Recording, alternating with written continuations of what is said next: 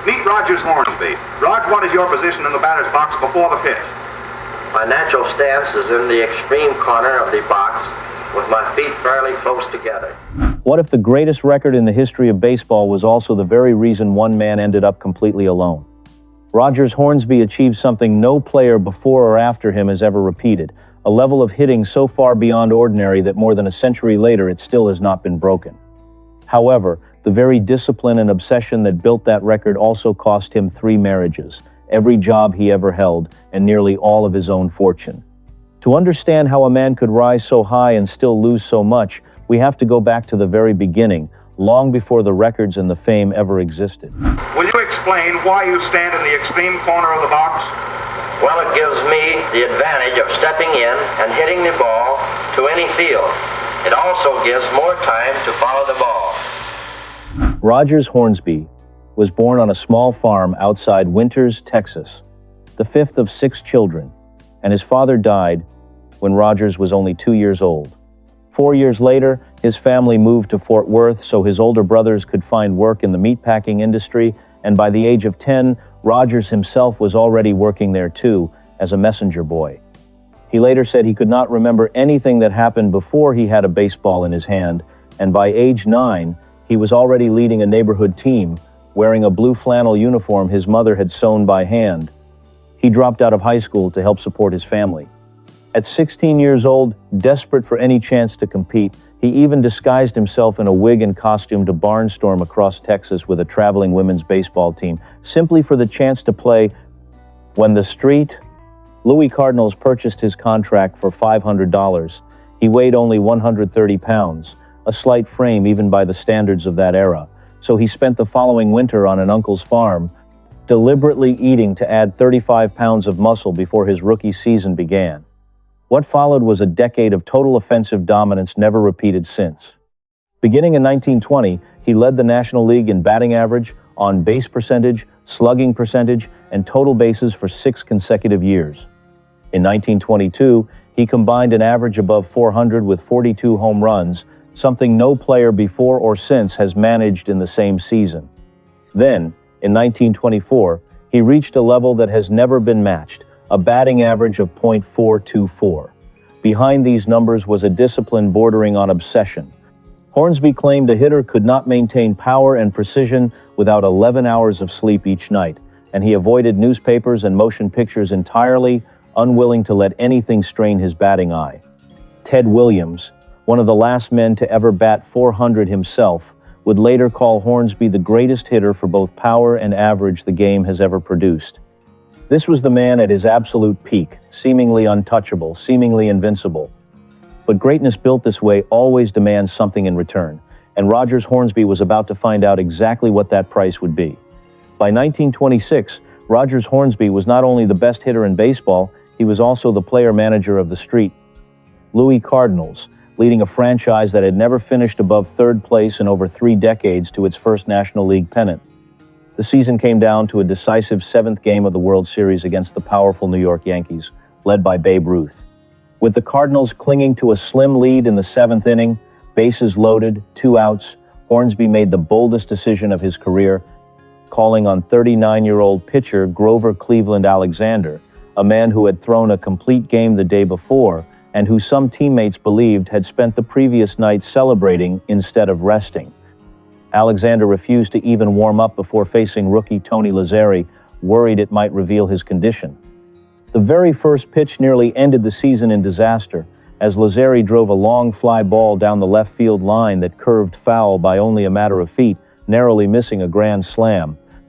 Alexander recovered, threw one more pitch, and struck Lazzeri out to end the threat, in what remains one of the most legendary confrontations in World Series history.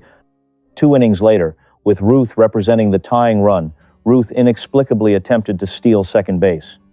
Hornsby, standing at second, took the throw from his catcher and applied the tag himself, ending the World Series on a caught stealing, the only time in history a championship has finished that way. Rogers Hornsby had gambled his entire season on a possibly unwell pitcher, and it paid off with the first championship in Cardinals history, a title 40 years in the making for the city of St. Louis. Catcher Bob O'Farrell later said he always wondered why Ruth had tried something so reckless with the tying run on base, and years afterward, on a barnstorming trip, Ruth finally explained himself.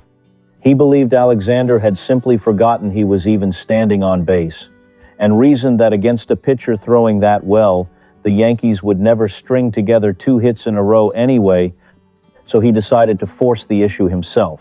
It did not work, and the series ended right there, with Hornsby holding the ball. For one single afternoon, Rogers Hornsby was not the difficult man his own players struggled to sit beside. He was the manager who trusted his instincts when everything was on the line and won. What almost no one in that celebrating crowd knew was what had happened in the days just before that World Series began. Hornsby's mother had died back home in Texas on the very eve of the biggest series of his life, and he did not travel home for the funeral.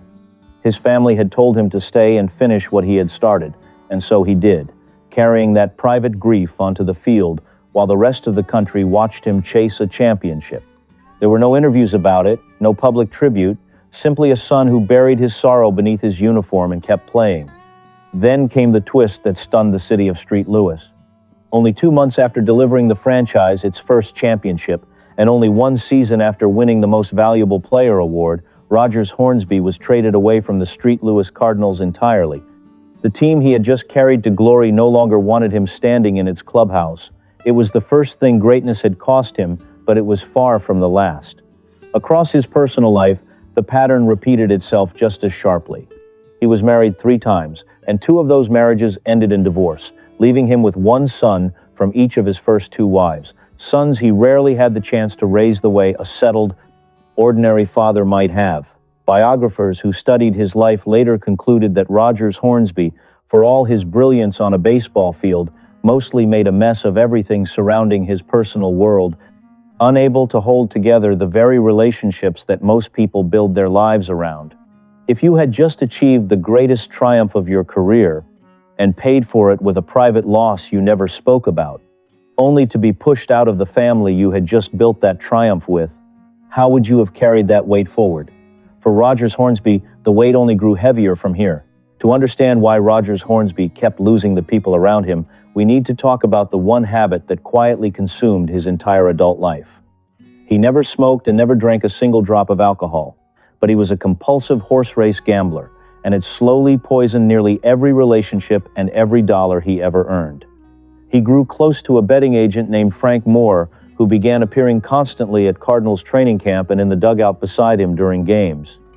The Cardinals' own owner eventually said publicly that he did not approve of men who earned their money playing baseball only to gamble it away on horse races, and that relationship with Moore became one of the central reasons Hornsby was traded away so suddenly after his championship season.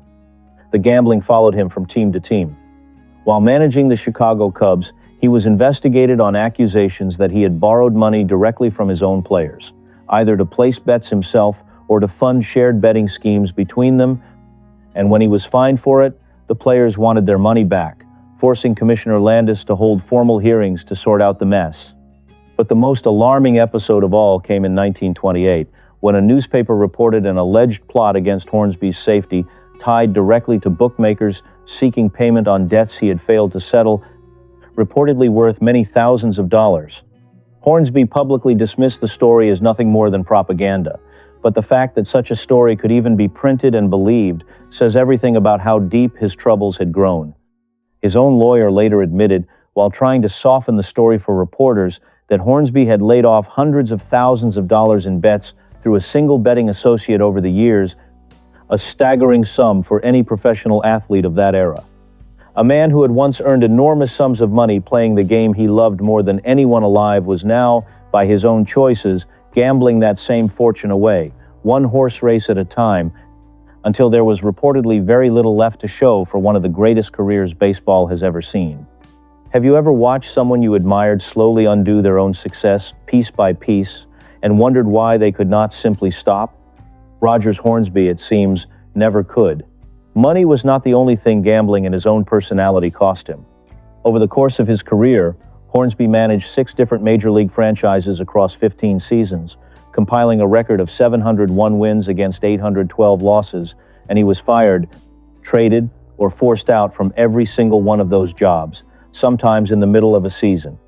Almost no teammate enjoyed sitting across from him at dinner, and one club owner once compared listening to him talk to having a rock crusher emptied over his head. A writer of the era summed him up bluntly, saying Hornsby knew more about baseball and less about diplomacy than almost anyone he had ever known. In his very last season as a player, he hit his final career home run in April, recorded his final career hit in July, and one single day after playing what would be his last major league game, the team fired him as manager and released him as a player in the very same afternoon. And yet, the picture was never entirely one-sided.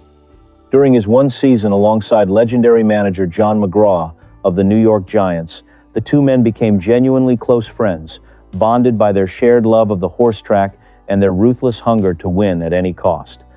Away from professional baseball entirely, Hornsby reportedly spent enormous amounts of time working with children over the years, a softer side that almost never appeared in newspaper columns built around his sharp tongue.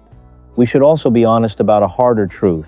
Hornsby held prejudiced views shaped by the culture of the region and era he grew up in, views that have no place being celebrated today, even while historians note he counted people from many backgrounds among his personal friends. None of this cancels out his genius with a bat, and none of it excuses the uglier parts of who he was. He built and burned relationships in equal measure, and by the time his playing career ended, there were remarkably few people left standing beside him. After his playing days were finally over, Rogers Hornsby did not simply fade away. He kept chasing the only life he had ever known, moving from city to city as a coach, a scout, and occasionally a manager. He worked as a spring training hitting instructor for the Chicago White Sox and later the Cleveland Indians in the middle 1940s, and he and fellow hitter Lefty O'Doul were widely considered the two finest batting instructors of their generation. He later returned to the dugout with the Cincinnati Reds in the early 1950s, coached for the Chicago Cubs through the rest of that decade, and even scouted for and then coached the newly formed New York Mets in his final working years, always finding his way back to a baseball field somewhere, even after the fame and the fortune had largely disappeared. In January of 1963, he went into a Chicago hospital for a routine surgery on his eyes, the very eyes he had once protected so fiercely to preserve his swing. He suffered a heart attack following the operation and died there, far from the roaring crowds of 1926. He was buried quietly at Hornsby Bend, Texas, a small family cemetery near Austin, connected to his own pioneer ancestors, a modest resting place for a man who had once redefined what a batter could do with a piece of wood in his hands. There was no grand farewell befitting the record he still holds, only a quiet ending that mirrored how alone he had become long before he ever reached that hospital bed. Rogers Hornsby finished his career with a lifetime batting average of .358, built on a record season of .424 that nobody has matched in over 100 years, 2 Triple Crowns, 2 Most Valuable Player awards, and the first World Series championship the city of St. Louis had ever seen. And yet, by the time he died, he had lost 3 marriages, been fired from every managerial job he ever held, gambled away much of his own fortune, and reportedly once had a price placed on his safety over debts he could not settle. Perhaps that is the real lesson hidden inside his story. The very same fire that builds an unbreakable record can just as easily burn down everything standing around the man who set it. He was not a hero in the simple sense of the word, and he was never meant to be remembered as one. He was something far more human and complicated, a man who gave everything to a game and very little of himself to anyone else. So we return to where we began, to a number untouched for over 100 years, earned by a man who lost almost everything else in his life to get there. If you had the chance to hold a record like that forever, but knew it would cost you nearly everyone you loved along the way, would you still make that trade? Tell us your answer in the comments below.